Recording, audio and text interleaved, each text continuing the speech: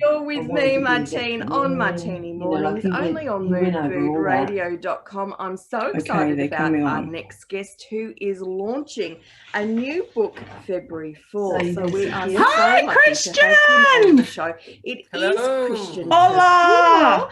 He originally hails from the fabulous South American Patagonia, where we are more penguins than people. Hello, Sally. Currently living Martine. the fabulous How are you guys doing? How are you girls Barcelona doing? In Spain. How are you? He's it's great having Australia just off to your left and we ear. can't wait to have him on the show. Very good, Trini. Cristian, good morning to you, Cristian. Or where you are, good evening. Yeah. No, it's hey, hello. It's so nice to be here. Yeah, hi, Martine. Yes, we can't see Patagonia because you want to go to all those places on that map. Fabulous, and I love seeing all the countries. I can't see Patagonia though. From where you hail, you've got Patagonia there. Yes. One shoulder, you've got Australia on the other, and Spain above you there. Yeah, pretty good actually. Yeah. What's happened? Now I've just read your first book here. The Sunken Secret. To launch the book with, oh my goodness, what a riveting read. So, now this one is in English because you do write them in Spanish in your native tongue first. Like try to get me interviews and stuff like that. Right. So a bit of press. I've got actually 6 books out. I don't know if it's going to work out or not. I don't know how many readers that's going to get. And so far 2 of them are in English. Yeah. So will you do that from home? 2 coming out in French really soon. Yeah, I think most of it will be little by little Zoom and so any language that you have, you can pick up a Cristian Perfumo book and get No, this is just in Spain. But right writing now. wasn't your so first calling in life, only in Cristian. Spain. You weren't always so the ebook version is available late in life. Worldwide. What were you doing the paperback with your life before you're writing books in Spanish Spain. And then I guess based on how that goes, well, I'll give you a hint. See if you can see it. Latin America up a bit, and then maybe can you see that? I don't know. Now every Aussie knows about the CSIR. That's really amazing. All right, so for those of you just listening, I'm wearing a CSIRO t-shirt, and I used to work for the CSIRO. I used Can to be you a hear scientist. us, Cristian? Something happened there. I guess I'm still a scientist. I don't know. Can you stop being a scientist? Can you hear us, Cristian? It's sort of freezing up a bit. With the Sunken Secret, we're just putting you into place. Broke the arrow collector. Martini Mornings. That engineering. I mean, you do have a PhD in computer science, so I can see how you are bringing. Here we go. Sorry, we were chatting this morning. That you do have we're putting out some fires. It's interesting, isn't it, that you do. You are a bit early for fires for me, Cristian. Skills and knowledge, I guess. It's very early for anyone, actually. Yeah, 7 o'clock, is it? No, it's 8 o'clock. Oh, 8, okay. But it is Saturday. I know. Crime you need to get Australia in there, though. So they're definitely the fiction books, and it's surprisingly some of the aspects of writing a book and say doing research or doing science. Some of those things are surprisingly similar. No, I'm not organized in my head. Kind of like I actually Harvey jumped up on the bed with me, and whenever he jumps up on the bed, it's like a hot water bottle or something, and I just go back to science, and then it's something about your work or something about it used to be renewable energy and how to make better use of energy and stuff like that. And the approach you take is, well, you have a problem, then how, what do I know about the problem, what things can I try, and then in the end involved with Ebola, having a conclusion about what you did. Funny you should ask, because we solved it last week. Really? Those things are the same, actually. So you start with a premise. So thank you. Like a hypothesis in science. It wasn't. Then you I'm not a millionaire. Trying things out, see what works. It was a very small sale. In the end, still, it feels nice to make get it off and sort of make sense and that's sort of your conclusion. So this is a website. When I made that transition that we had to being a scientist to being a writer, novelist.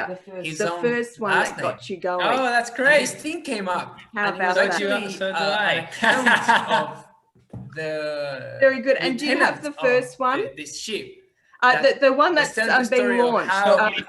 There was a storm, and it was stranded, so and the actually ship sank and all of that. So I've only got these two in English, these two, and then the one that's being launched is in Spanish, and I do have it here as well. And it was sort of dormant there for like 200 years. And that's Rescate Gris.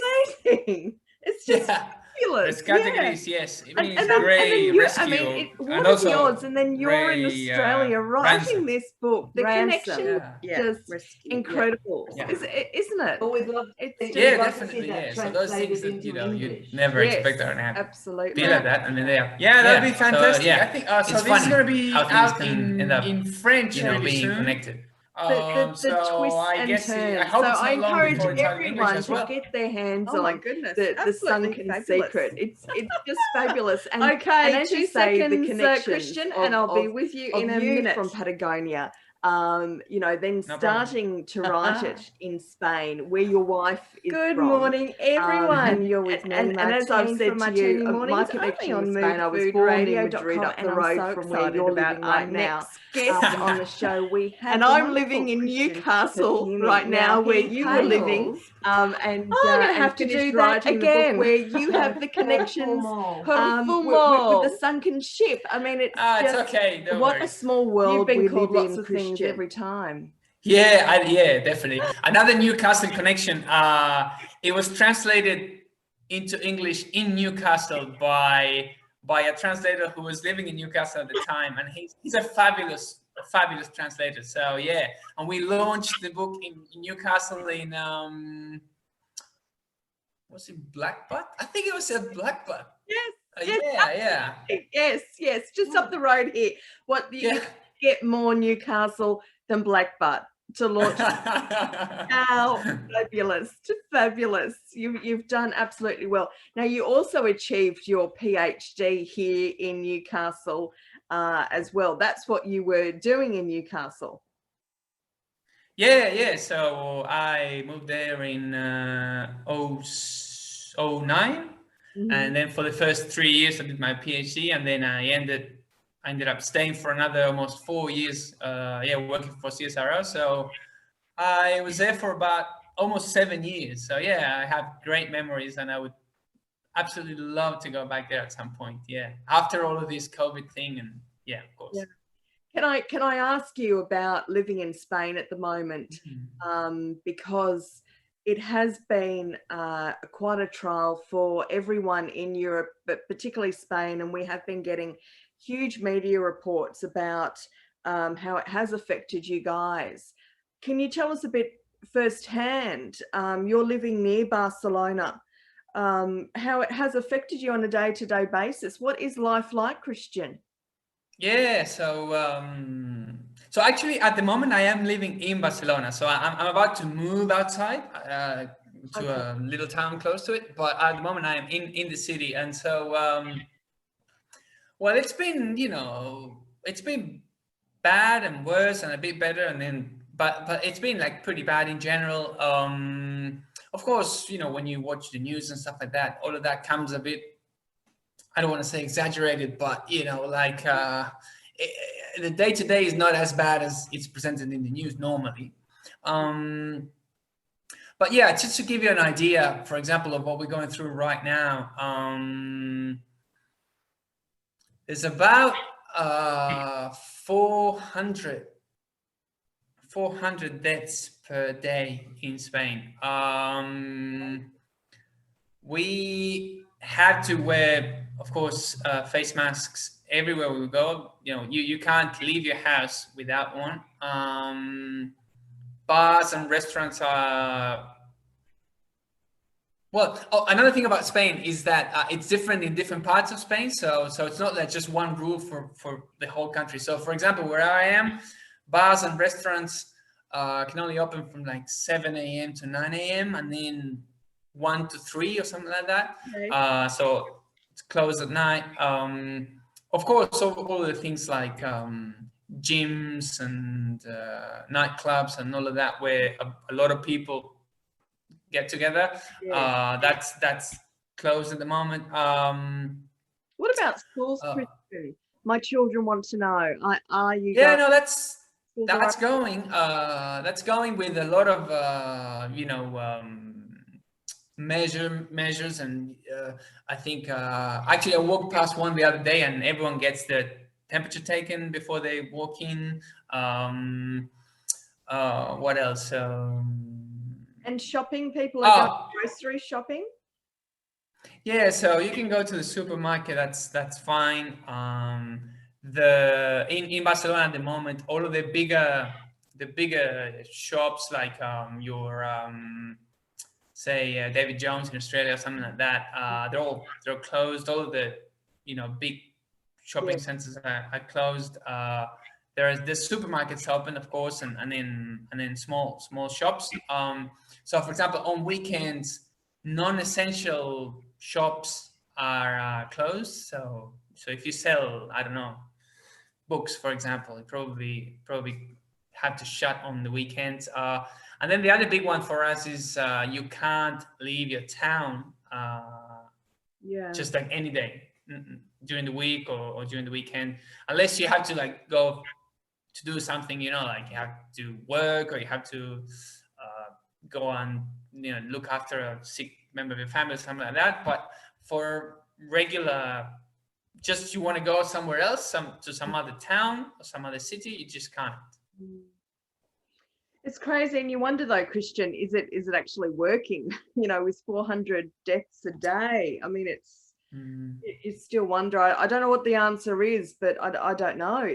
It sounds because you're still in touch with Australians, is that we are. I mean, we're not as congested. We've got such a small population, but we are living virtually normal lives here in Australia, and hopefully that really continues with us. So we wish all of you in Spain and across Europe all the best, especially in the UK as well. They're having a horrendous time over there. So I'm glad you've got your borders closed to everyone. Yeah, so it's you never know what to think, right? Like, there's all kinds of theories as to why some countries are doing a lot worse than others, and I don't know.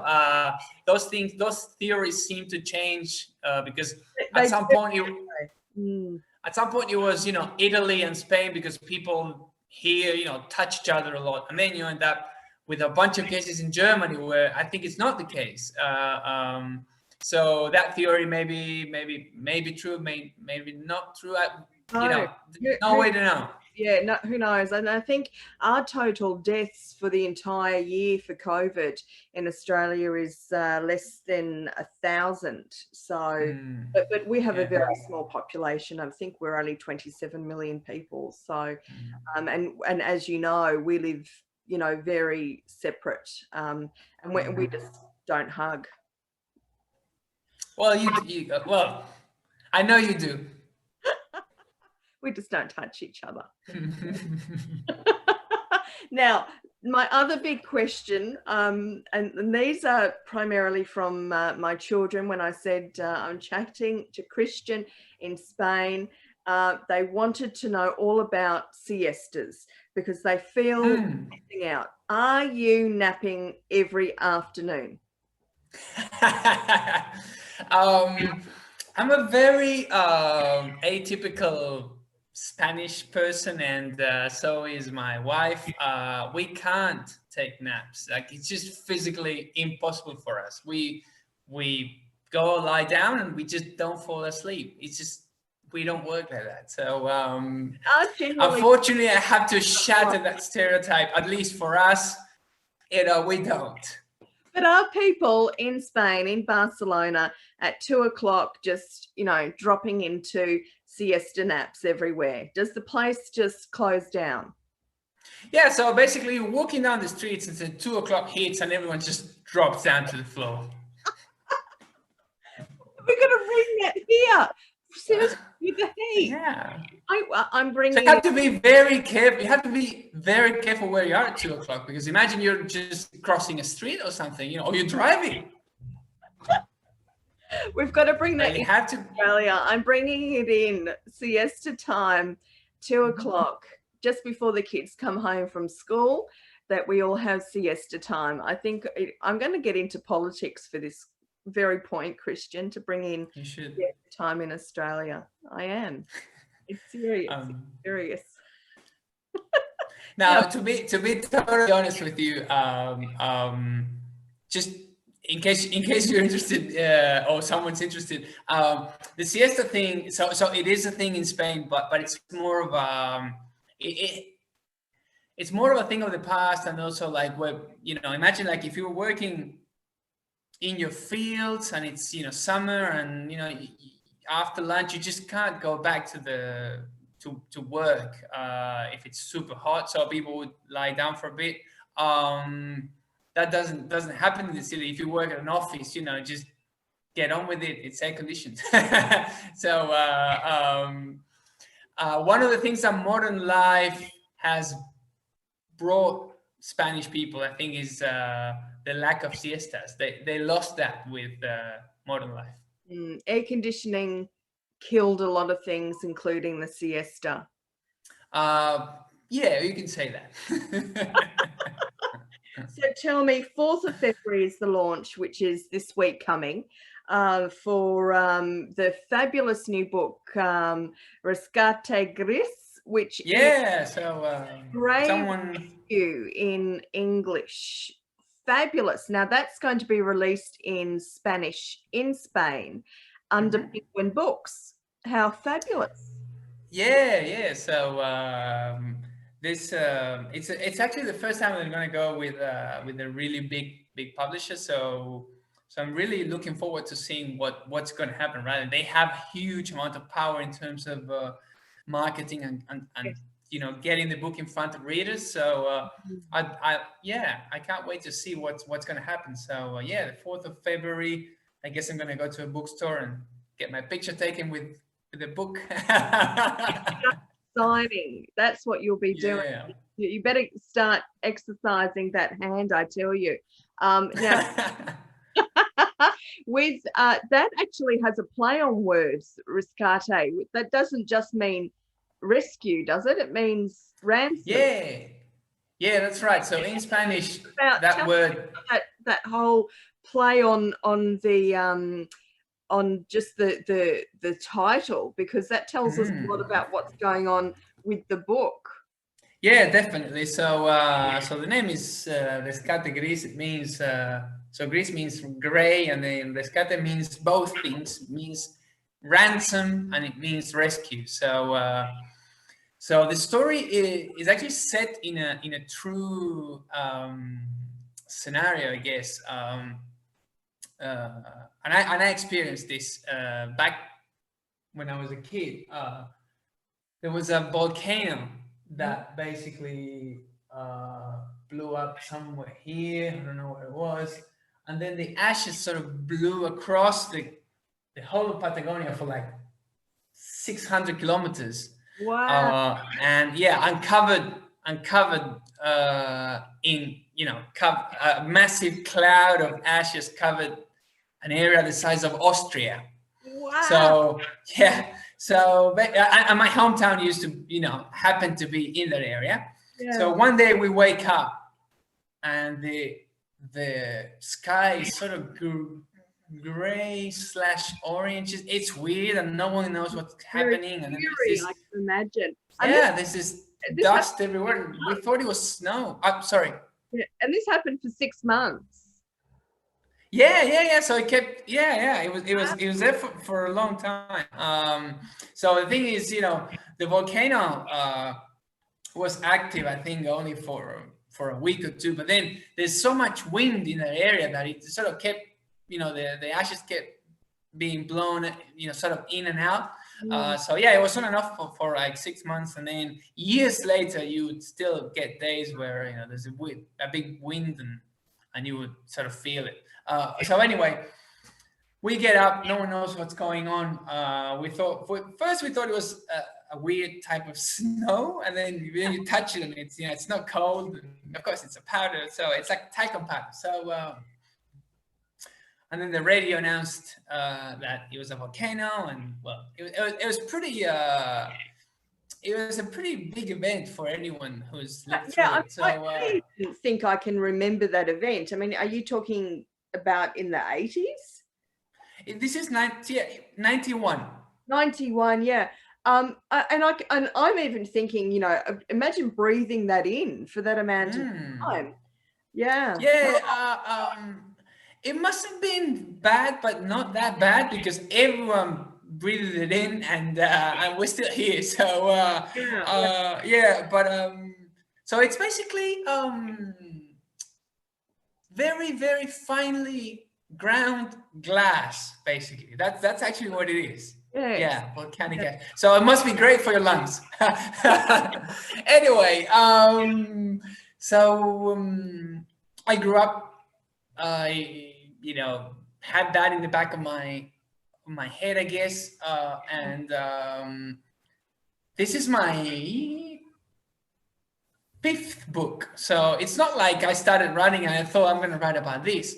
But then as I started writing stories, I realized what a great scenario, what a unique situation to, you know, put a story in. So basically I thought, and then at the time that I was starting to thinking about writing this book, I was starting to think about writing this book, I thought, wouldn't it be great if someone sort of, as a story, of course, someone kidnaps someone's, say, wife, and then they say, we're not gonna give her back to you unless you return to us what you've stolen from us. So that's pretty compelling, I thought. But then I thought, wouldn't it be even better if that person didn't steal anything from them? Like, you know, I steal your wife and I say, I'm not going to give your wife back until you give me back $1 million. And you're like, what are you talking about? Yeah. So this happens to the protagonist of this story. This is how the book starts.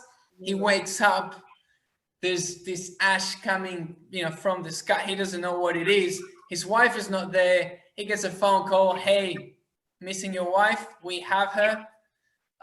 Give us back the $1 million you stole from us, and then everything's fine. And he's like, I don't have that money. I didn't steal it from you. I don't know what you're talking about. Yeah. And so it's called Gray. Girl, you've got the wrong guy.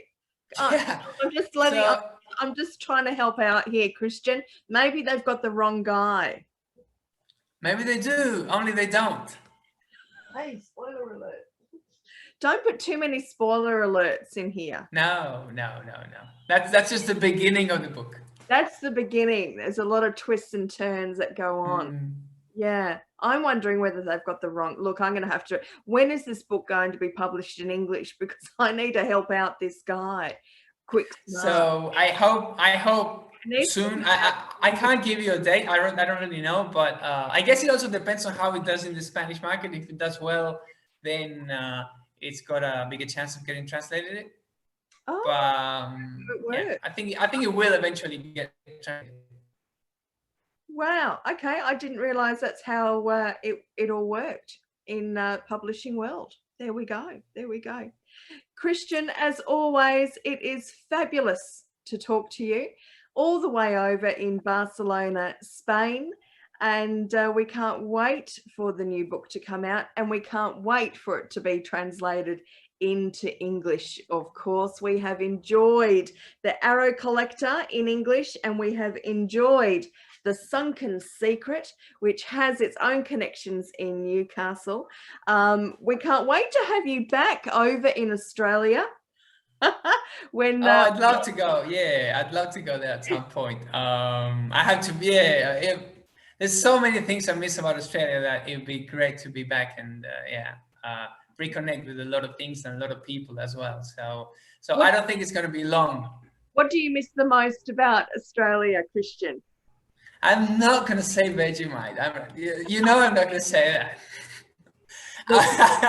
You and me, no, you and me. It's really hard to pick. It's really hard to pick one, but just for starters, you know, people are amazing. You know, the way Australians are is it's so different from most people in the world. Like, Australians are so friendly. They're so so polite. They're genuinely nice people. And I mean, I'm not saying it to you because I'm talking to you. I say it to everyone. I say it all the time, you know, like, yeah, it's fantastic people. And there's a lot of other things, like the country itself, you know, I love going out you know, for big hikes and stuff like that. And Australia's a great place to do that, you know, going camping and all of the outdoors, and yeah. And I miss a bunch of people as well, a bunch of friends. Oh, absolutely. And I know that you're an avid scuba diver as well. So you'd be missing fabulous, even local in Newcastle, but around Australia, the amazing scuba diving opportunities here, as well as, you know, just going to Blackbutt. And I'll give them a plug. You can look at, you can even hug a koala up at Blackbutt, look at the reptiles, the burrowing wombats, feed the emus and the kangaroos there. It's a fabulous display of our native fauna and flora as well. Yeah, so we miss you too, though, Cristian. You'll have to come back and you'll have a wad of these books to sign, I tell you. I will go back for sure. I don't know about the signing, but I'll go back for sure. So you'll be seeing me at some point in the future. Hopefully not before too long. Well, we wish you all the best this week for your launch of Rescate Gris, and we can't wait to get our hands on it as well. It sounds like a fascinating story. Another one in your collection. This is number 8, isn't it?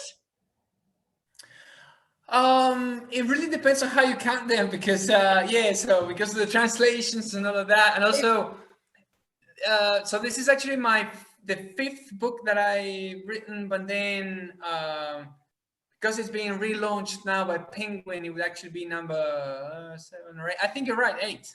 Right, yes. No, I counted them. I did count them, Cristian. It's number 8. Well, all the very best for the launch. We can't wait to get our hot little hands on it. And I encourage everyone to read the backlog, especially if you can get your hands on the English versions, and hopefully they'll start publishing them in English so that we can do it. But for the Spanish and French readers, you're in for an absolute treat. So thank you so much for your time, Cristian. I appreciate that, all the way from Barcelona, but you're always in our hearts here in Australia as an Aussie citizen. Yeah, thank you very much. Another thing I miss about Australia is speaking in English. It's been ages since well, we will. I don't normally talk in English, so it's kind of harder than it used to be now. I'm realizing now as this interview goes along. Yeah. Well, we wouldn't have guessed. It's been absolutely. Thank you. My brain is racing at the moment, so yeah. Thanks for putting up with my whatever many mistakes that I've made. Absolutely fabulous. Cristian Perfumo, a man of many talents. At the moment, he is writer, but he hails from Patagonia originally. He worked for a fabulous CSIRO in Australia as a scientist. He's now in Spain as a writer. Can't wait to get into his new book, but in the meantime, you can read this in English. You've been with me, Martini, on Martini Mornings on mooooooood.com. I hope it was good. How did it do? Do you think it was great? Okay. Yeah, it was great. I was just sitting there listening. It was wonderful. Fabulous. I wanted